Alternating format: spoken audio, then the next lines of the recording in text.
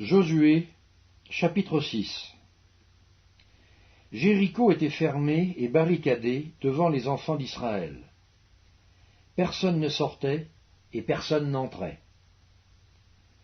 L'Éternel dit à Josué, « Vois, je livre entre tes mains Jéricho et son roi, ses vaillants soldats. Faites le tour de la ville, vous tous les hommes de guerre, faites une fois le tour de la ville. Tu feras ainsi pendant 6 jours. 7 sacrificateurs porteront devant l'arche 7 trompettes retentissantes.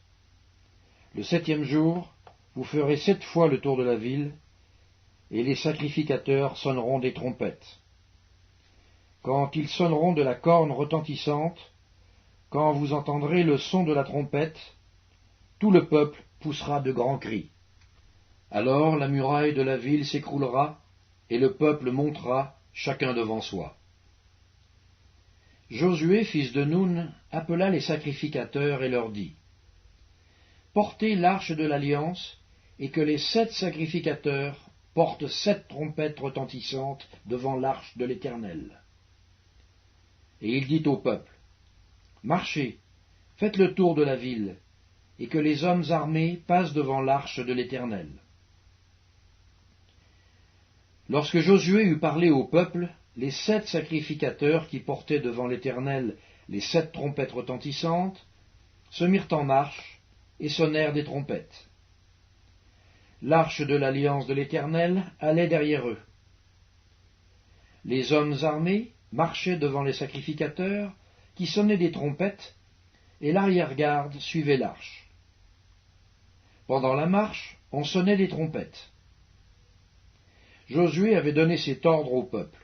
« Vous ne crierez point, vous ne ferez point entendre votre voix, et il ne sortira pas un mot de votre bouche, jusqu'au jour où je vous dirai « Poussez des cris ». Alors vous pousserez des cris. L'arche de l'Éternel fit le tour de la ville, elle fit une fois le tour, puis on rentra dans le camp, et l'on y passa la nuit. Josué se leva de bon matin, et les sacrificateurs portèrent l'arche de l'Éternel. Les 7 sacrificateurs qui portaient les 7 trompettes retentissantes devant l'arche de l'Éternel se mirent en marche et sonnèrent des trompettes.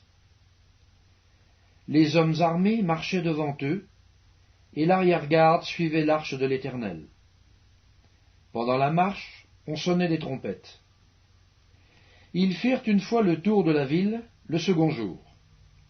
Puis ils retournèrent dans le camp. Ils firent de même pendant 6 jours. Le 7e jour, ils se levèrent de bon matin, dès l'aurore, et ils firent de la même manière 7 fois le tour de la ville. Ce fut le seul jour où ils firent 7 fois le tour de la ville. À la 7e fois, comme les sacrificateurs sonnaient des trompettes, Josué dit au peuple, « Poussez des cris, car l'Éternel vous a livré la ville.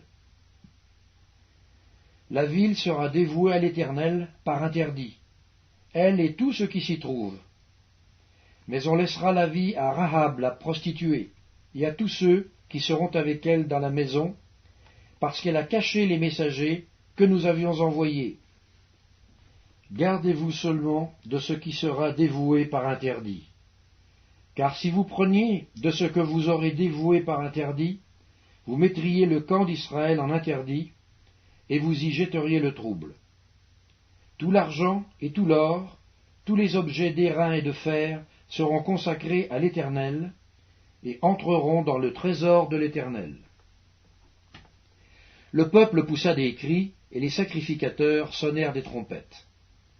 Lorsque le peuple entendit le son de la trompette, il poussa de grands cris, et la muraille s'écroula. Le peuple monta dans la ville, chacun devant soi.